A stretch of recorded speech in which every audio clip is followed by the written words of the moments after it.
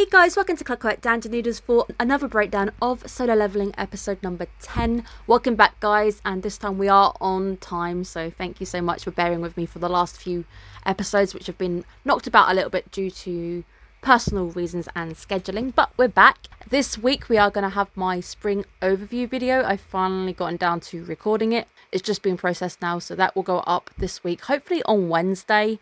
And then in a few weeks' time, you're going to have my end of season, which should give, I think, Solo Leveling a chance to end, because Solo was put back by a week. It will end a week later. Let's just get straight to it, because today's episode was an interesting one, because there's a lot of decisions going on that I don't fully see as being the safest decision to make. I think her name's Jaehee. She ended up getting kind of rejected. There was no words really said between the two. It did seem like she was like going, oh, we should eat out. But then he was like, oh, if I'm ever in the area, I will ask. It didn't really feel like it was the response she wanted. So when she turned away, her face said a completely different story. I also feel like this is a bit of a sad ending for her, because I think on the phone we heard that her parents are quite abusive towards her, calling her pathetic and stuff. They don't like her very much, or they don't hold her in high esteem. So it feels like her deciding to go back to live with them is a bit of a sad choice, and I'm quite sad that that storyline is gone, and I can't really see it coming back anytime soon, because we've got a lot of other stuff to cover. Bit of a sad one there. Jin doesn't also seem like the type to be interested in her anyway. He does take the gem back. But by this point, the guys are pretty much a very wealthy, loaded guy. We've already seen that this episode in particular, people are trying to give him doubles. Our boy has gone from 0 to hero, but he is tipped off about the S-Class trying to off him. Word of warning, I guess, where he's told that you should probably leave the country. The interesting thing about that sentence was the fact that he said that the S-Classes were above the law, I guess because you get to a point when you're so powerful, it would be impossible to even catch you, take you down, which seems like a bit of a hole in the judicial system that they should maybe work on, because it's a bit scary if you can have somebody who's above the law, and especially this guy who's going to come in for revenge. Jin at the moment is saying that he's between a B and an A ranker. He needs to up it a little bit, because I think this S-Class is still going to thrash him, even if he... But he does also have the power of random healing. Random healing has definitely saved him in the past, where it looks like he's about to hit the bucket and he hasn't. Now, the 6 people who made up the rest of the strike group, they have got themselves the best deal on the planet of just sitting around having a picnic for 9 million, and that was only for 3 of them, and I think they've got to do up to 20 raids or something. It's a stupid amount of raids, and every single one of those raids is getting you 3 mil. I've got a few things about this. Now, I understand the guys needed 8 people, but the gate just lets 2 people in and doesn't really care if there's 8 people within the building. How does the gate know that there's 8 people? Did they just have to enter their names into a form, and then at that point the people who are in charge of the gates go, yep, there's 8 people here, we'll let you in? If that is the case, then I don't understand why you'd need 8. If there's, like, say, an A ranker deciding to do a D rank mission, he's clearly going to be able to take that dungeon on. Why would he need 8 people with him? So there was a little bit of gaps in between this rule. It felt a little bit fast and loose, saying that we need 8 but only 2 of us are actually going to go in. But at the same time, let's talk about the fact that there's a lot of money at hand. How are you going to suddenly explain to the people around you, I am 20 million richer? That's more than even just like winning a lottery. How are you going to explain that suddenly you've got a lot of money? And there's 6 people now out there who are going to have a lot of money, especially the girl from the school. Is she not going to be sus to Jin's sister? There's still 6 people there who could let something slip, and you're not going to know who. I think the guy says, like, if you do say anything, we're going to have you pay it back triple, which of course is meant to silence them. You know, there's a lot of money here, you're not going to say anything. But all it takes is one of those drunk people who are drinking quite heavily to accidentally let slip that, oh, so this happened. It still feels like if you really want to stay under the radar, this feels like the way of not going about staying under the radar, especially with Jin as well, where his name is now starting to get out there, and he must also be aware that I keep surviving all of these really big disasters. There's going to be somebody looking in my direction. He's actually quite lucky this week that the guys looking in his direction actually want to hire him and not actually hurt him. Now, I absolutely love this Hiroyuki Sawano new track. Really, really like it. It's beaty, it's great. It's kind of like a montage of them doing the clearing the gates, because I did wonder if he's not actively participating in higher raids is going to be finding it harder and harder to level up, because all the monsters you're killing are still going to be at a low level, not giving you that much XP, if that's the way it works. But it was a really nice soundtrack, and the soundtrack to the show is really good. And if you are following Sawano and his actual YouTube account, he is releasing week by week all the tracks that you're hearing in the show. I like the gradual release as well, because it allows you to enjoy the track that's just gone. You're not being bundled with a load of music, and again, it doesn't have its impact if it's being gradually released.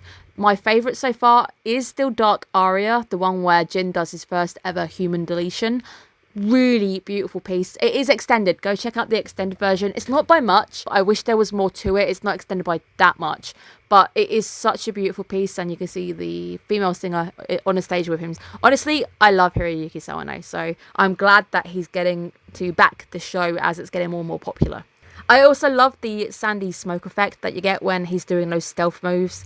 But we do get a look into how easy it might be to start cottoning on that something is up. And if it's very easy for these random guys to kind of cotton on, it's also going to be other people who are also going to go, that's a bit odd, that's a bit weird. So it seems like these are the guys who are looking at the market. I think he's running a guild. So he's running one of the big guilds.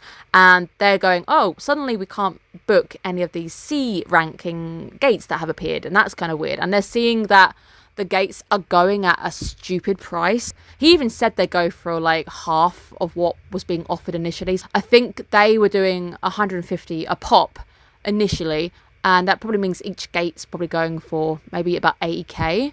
Having the money to just book outright 20 of them and also locking out people in the market, it's not a very safe idea.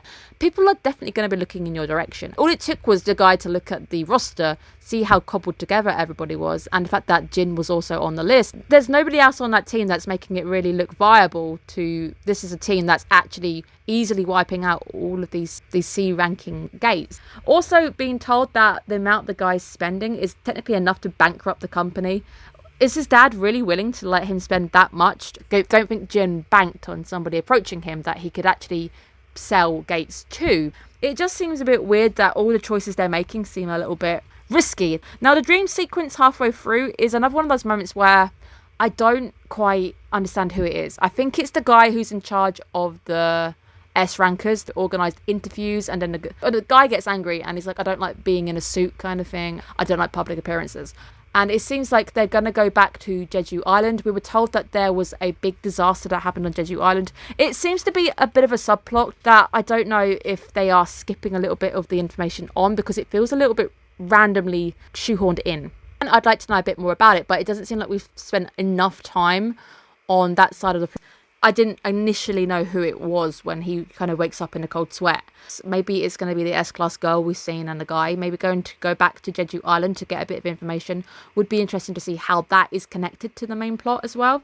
Talking about Jin and the negotiation where Jin pretty much threatens the guy. He cuts his cheek open to show, hey, I'm the real deal, but also confirming that, yes, I have awakened. Again, another decision that has been made a little bit riskily. I get it that you've made a lot of money off him and you scammed him back and you've pretty much threatened him to stay silent, but at some point somebody is gonna say something. There's a lot of people now who are starting to cotton on to the big secret, and it's going to become harder and harder to work out who exactly has said anything.